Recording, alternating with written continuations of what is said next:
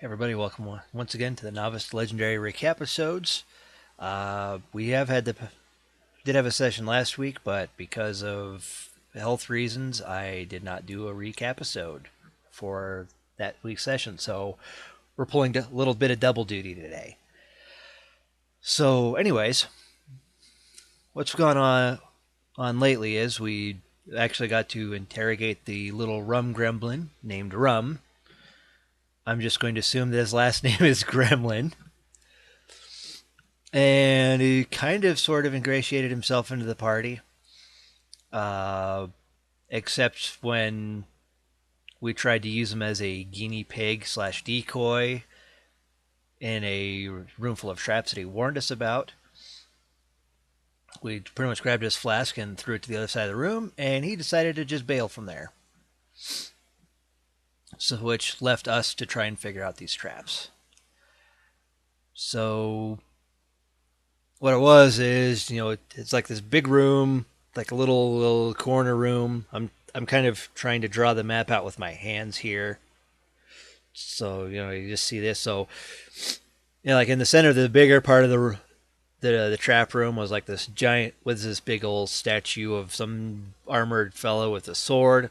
And the sword actually had looked like it had seen some action, which kind of clued us in on some things. And in the other corner, over this way, in either corner there were these dragon statues that would kind of trace out where you are and shoot lightning at you. And they would trace it from where you were, from wherever you were when you actually shot at these little cherub statues that were in this little corner room that had like the double doors. This is the double door symbol in Novice to Legendary hand signalage. So we spent a bit of time trying to work out how all these traps worked, and eventually, Jiag worked out a plan where we would just take pot shots at the cherub statue and then try and time it just right to like hit the sword statue or something, so it would deflect whatever was the stuff that was shot at from the dragon. Didn't work out quite that well, but I don't think anybody really got hurt. One of our new guys decided to just make a run for the door, and that's when we found out that there was like a barrier thing that the cherubs down here by the double door, they just kind of set up this barrier that just kept you from going anywhere outside of this little square that they made down by the double door. And so we eventually found out that you break one of the cherubs and suddenly that enchantment's gone and you can just move on with life. So I volunteered to help to knock these statues down so Jag could focus on spitting on the statue.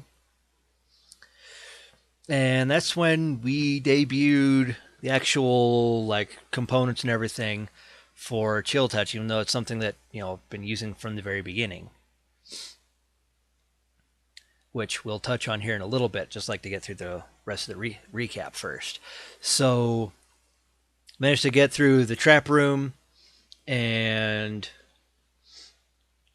took a little rest in the next room, because after that, we went down these stairs to some other double doors that were to this room that's supposed to be like a sealed portal into the Doom, which is like this world's version of the Underdark slash kind of like a hell region too. But as we get in there and we find that there's like this warlock who's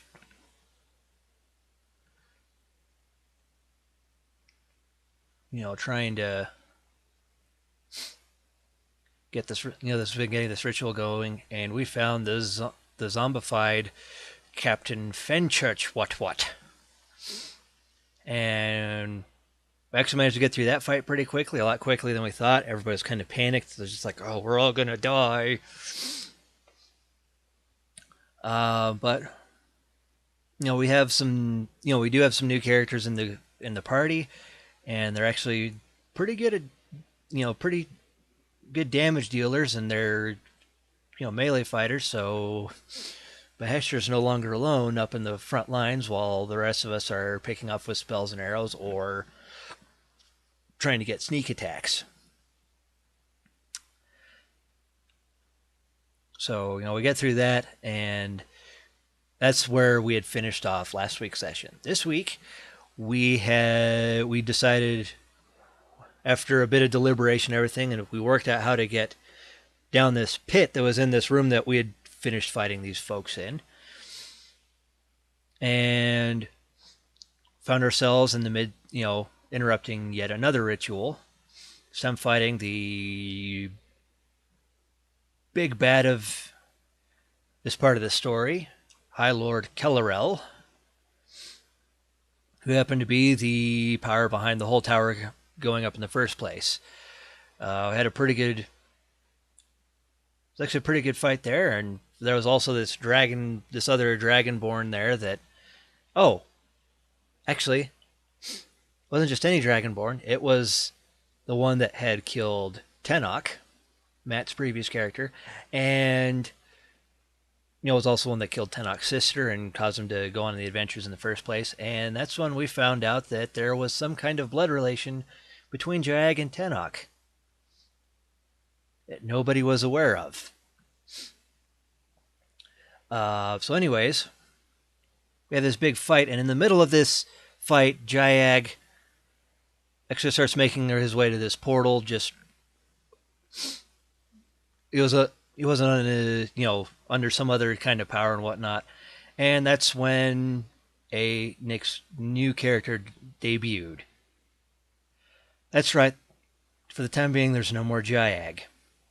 Instead, there's this dude named Mythos, who, judging by some of the spells he's cast, is clearly a warlock. And he's got like this fingerless golden gauntlet. We joked that it was the Infinity Gauntlet. And he's toting around this big old book that he's pretty much chained to. And somebody tells me he's got there's a bit of prophecy type of thing going on with this character, maybe a touch of time travel or something, because he was, kept going on about how this is not written or whatever.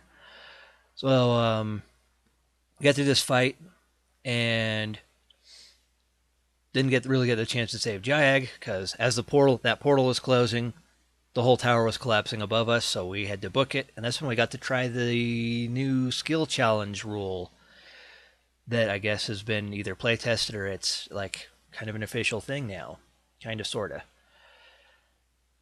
And we managed to breeze through all that. Got to do some more chill touch, and I couldn't stop laughing when we got to that part. Again, I'll explain that in just a moment. And got through, and we actually got to interact more with Nick's new character at the end, and then made our way to Melbourne. And then that's where we left off. And with this coming session, it's going to be 3 weeks of downtime as life starts coming back to Mayor Porta. So there are a few things that I'm looking to do with that downtime.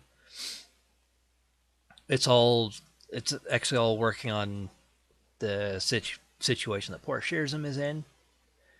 Find out this Sunday when we actually get to play, because we're all should be available for that. So anyways, I did say I was going to talk a bit about the spell components. I'm actually going to do another video on this a little later this week. It'll probably be another D&D Beyond tips and tricks thing for Friday. Haven't done one of those in a while, but it just seems like a good thing to do. Makes sense. So anyways, this, I guess kind of, we all know that, or those of us who play D&D, especially those who play caster classes, or at least scan through the magic section of the player's handbook, know that spells have three different kinds of components, or any combination of them. There's verbal components, you're saying stuff. Or if you're like Caleb, you just mutter a few arcane words and poof, there it goes. That works too. You have somatic components, which are, the hand gestures, even including the Naruto blib blib blibbly bup. And then there's material components, which are usually just like little bits of like leather or little thing of fleece if you're casting like minor illusion and stuff like that.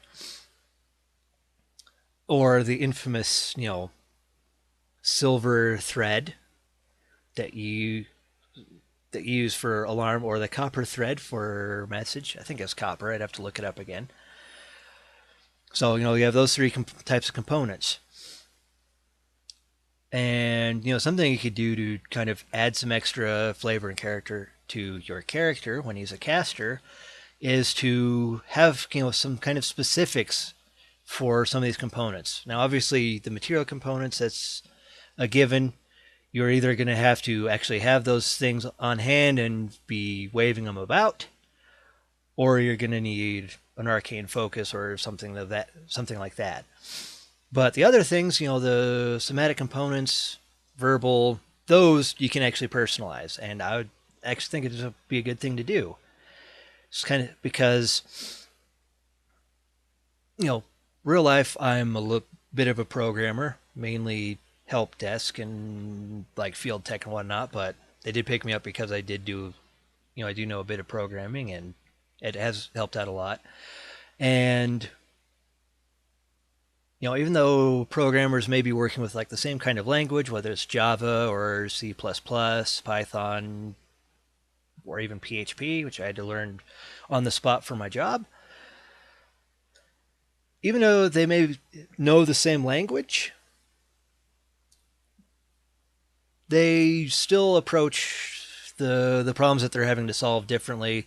They have different ways of understanding things, and that sometimes leads to, and this is something I've experienced, two programmers just going back and forth, kind of arguing over, how the problem should be solved. And the funny thing is, sometimes they have the exact same idea in mind, but they're expressing it so differently that it just doesn't connect.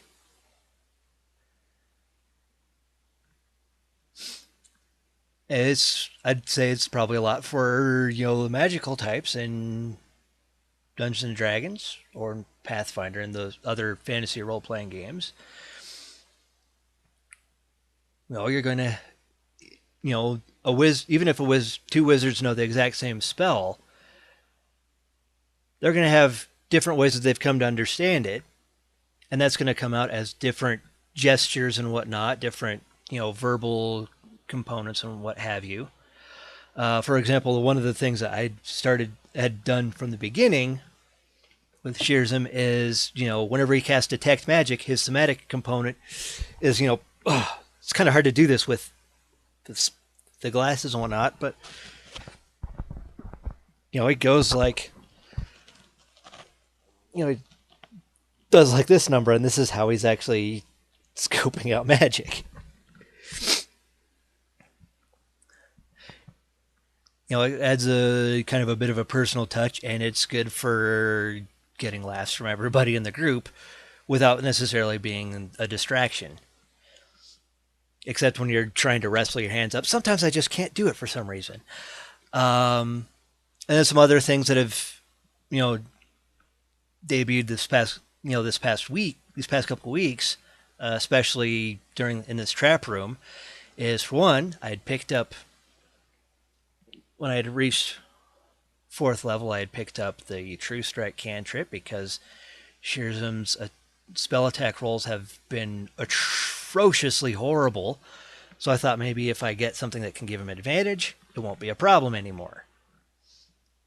Well, you got advantage, got the Headband of Intellect that, beefs up his spellcasting ability, and he has a freaking magic wand that also gives him a boost, so he's actually sitting pretty for attack spells. and it's just so much more fun to. Yeah, it's actually great to actually feel like I'm contributing to combat. So, anyways, True Strike is just a somatic component. You look in the player's handbook and it just has an S. So, for True Strike, it's just a hand gesture. Some things you could do with that would probably be like, crosshairs, like you're trying to draw a bead on them as a spell sniper, which is a feat. But still. But for Shearsm, I decided that he would just point. Like I'm out to get you. And that's his way of casting True Strike. Now, of course, I'm not going to cast it on every single thing I point at. So, you specify I'm, point at so and so. I may say, maybe say something to kind of throw them off or whatever, and cast True Strike.